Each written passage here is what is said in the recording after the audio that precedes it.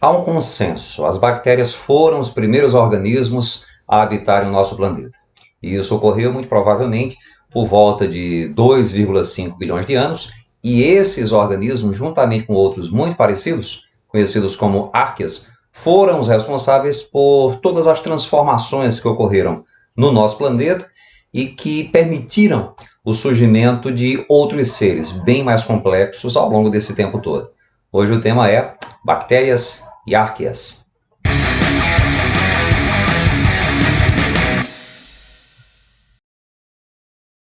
As bactérias são organismos muito simples, são unicelulares, todas elas são unicelulares, as árqueas também, são procariontes, são organismos procariontes, ou seja, tem um núcleo desprovido de membrana carioteca, de membrana nuclear, há simplesmente um filamento circular de DNA, é o cromossomo bacteriano, não associado a proteínas e não envolvido por uma membrana lipoproteica, como ocorre com as células dos demais organismos vivos, com exceção dos vírus, que são organismos acelulares. As bactérias apresentam uma membrana lipoproteica, uma membrana celular lipoproteica, assim como a membrana celular de todos os demais organismos vivos presentes aqui na Terra. Externamente, nós encontramos uma parede celular que se apresenta formada por uma substância conhecida como peptidoglicano, que é uma associação, na verdade, de proteínas com carboidratos.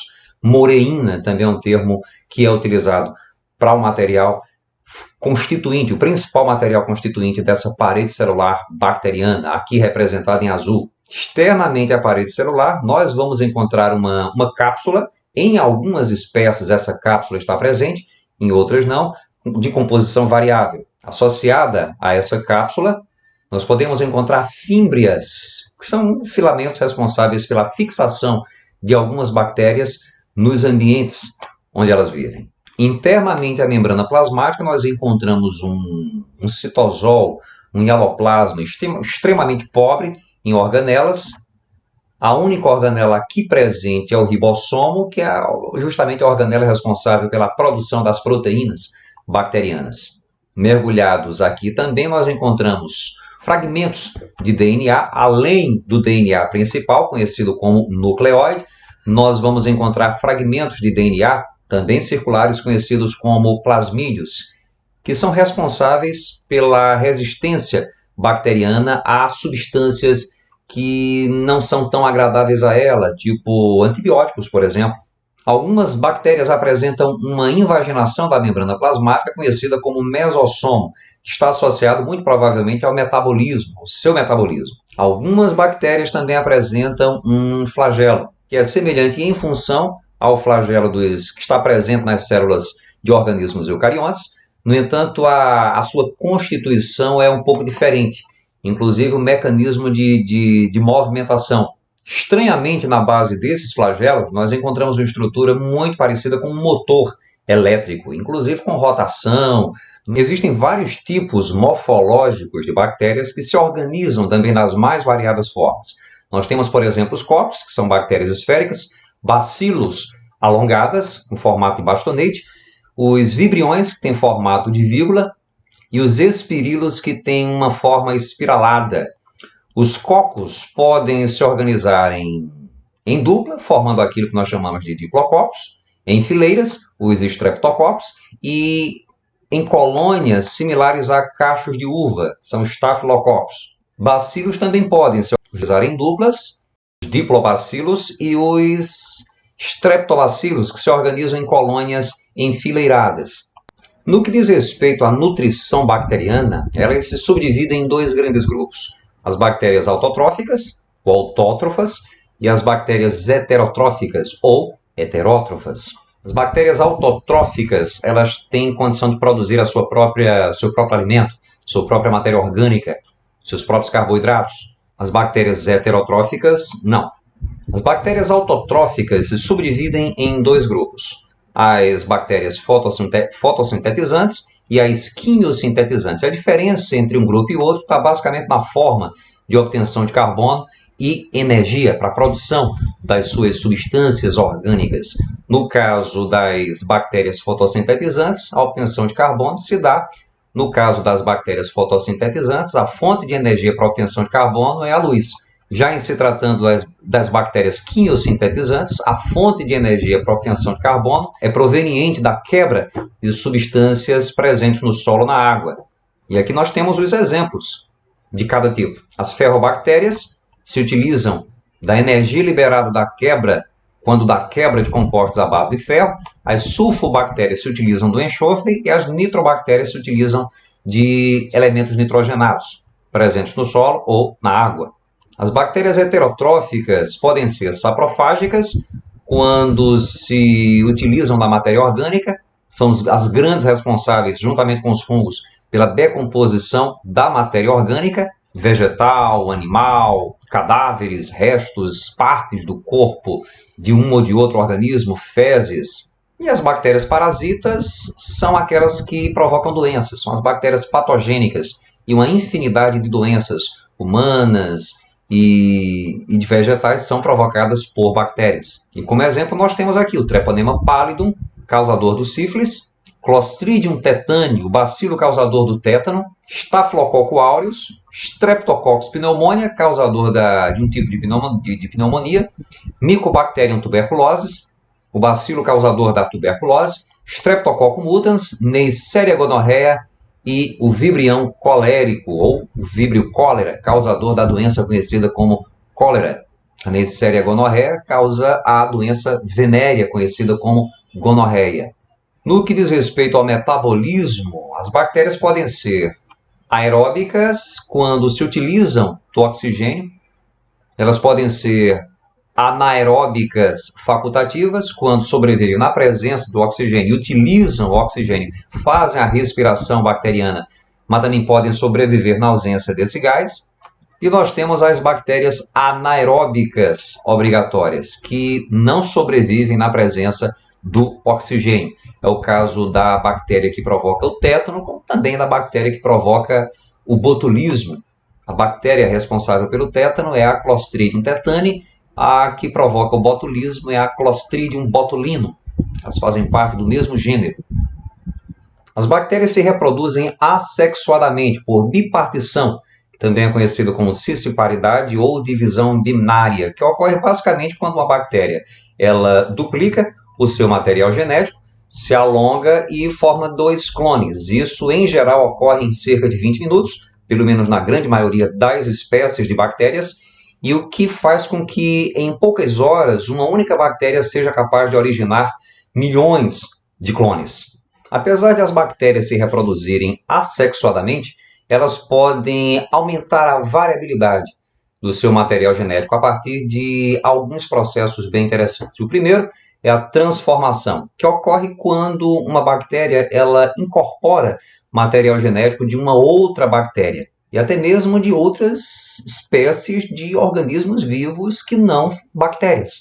Se, por exemplo, uma bactéria morre por um motivo qualquer, ela se fragmenta, e o DNA dessa bactéria ele pode ser incorporado por uma segunda bactéria, e esse pequeno fragmento de DNA ele é incorporado ao DNA da bactéria receptora. E aí essa bactéria receptora ela passa a apresentar características da antiga bactéria que não existe mais.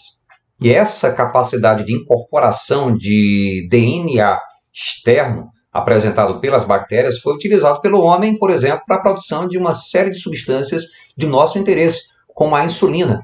O pessoal pegou o gene humano responsável pela produção da insulina e fez com que ele fosse incorporado por bactérias que produzem insulina 3x4, que é utilizado por pessoas que têm diabetes mellitus. A transdução bacteriana ocorre a partir da participação de um vírus bacteriófago, que é o vírus que ataca bactérias.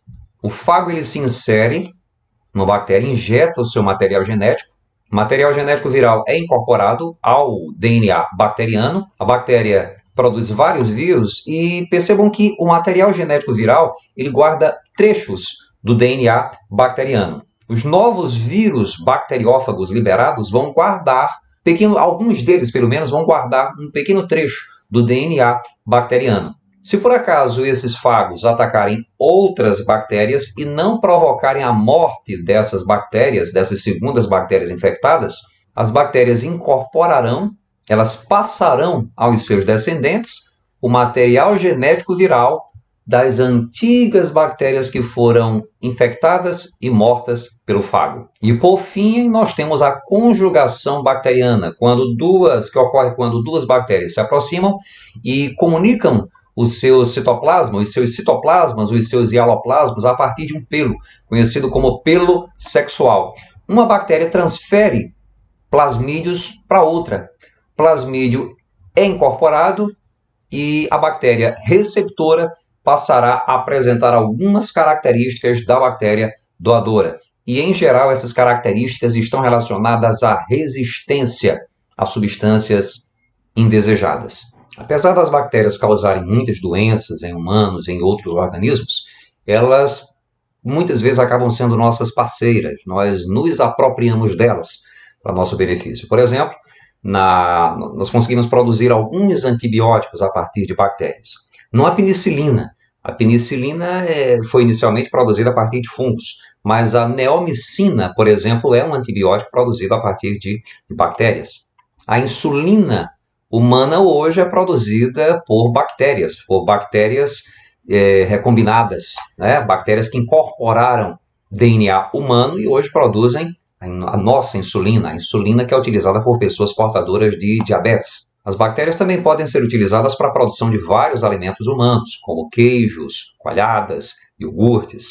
Na biorremediação, ou seja, na resolução de problemas causados por pesticidas e petróleo, quando são despejados, quando são jogados em ambientes onde não deveriam ter sido jogados. Algumas bactérias têm a capacidade de degradar esses materiais. Só que é fato, as bactérias provocam doenças. A minoria, na verdade, das bactérias é que provoca doença. A maioria é decompositora e outras são comensais. Elas vivem no interior de alguns organismos, mas não provocam doenças, como é o caso da Escherichia coli, que normalmente não é patogênica.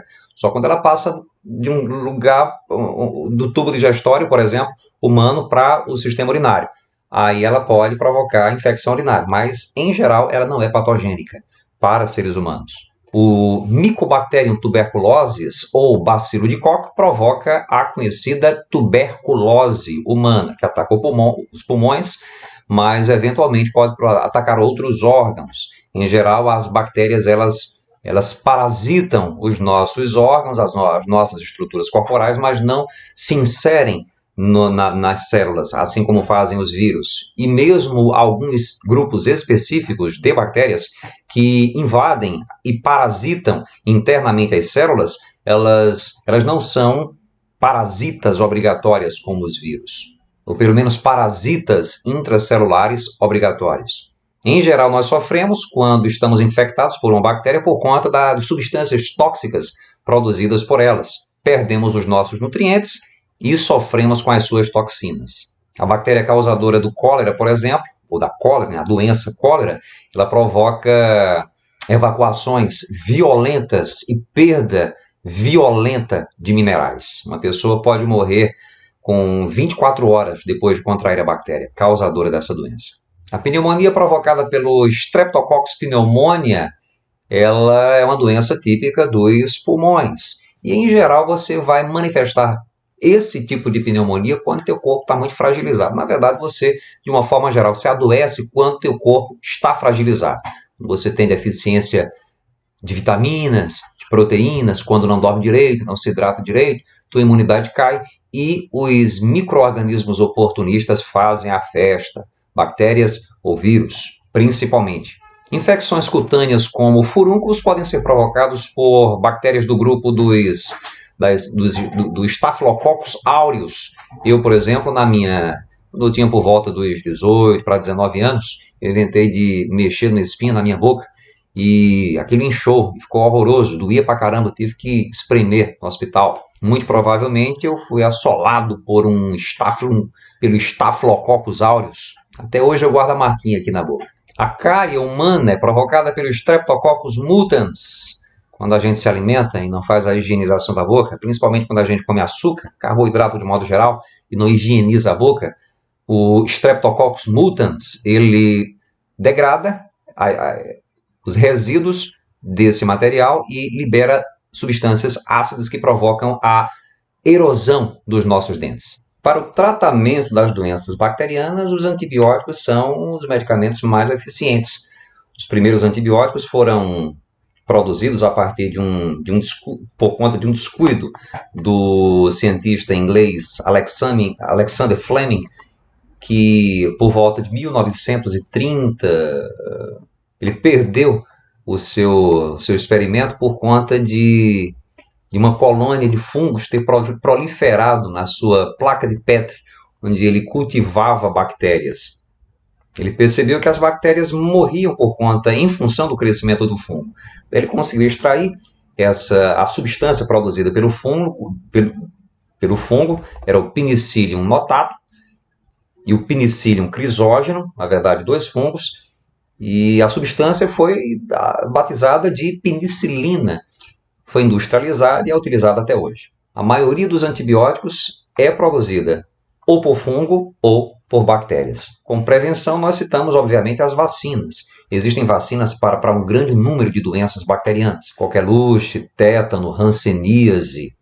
Para muitas delas, a gente precisa de um reforço. Para o tétano, por exemplo, a gente precisa de um reforço a cada 10 anos para a gente se manter imunizado. Num passado bem distante, mas muito distante mesmo, um grupo de organismos ancestrais às bactérias e às árqueas bifurcaram-se, formando 2 grandes grupos. Um grupo deu origem às bactérias atuais e outro grupo bifurcou, dando origem de um lado às árqueas e de outro aos organismos eucariontes.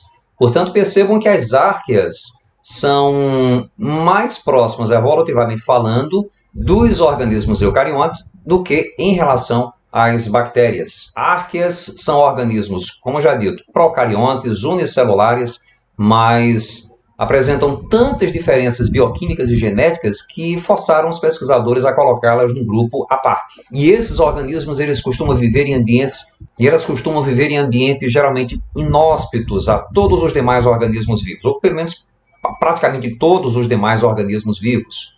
Regiões metanogênicas, onde há uma grande produção de metano, tipo o interior do tubo digestório de alguns animais herbívoros.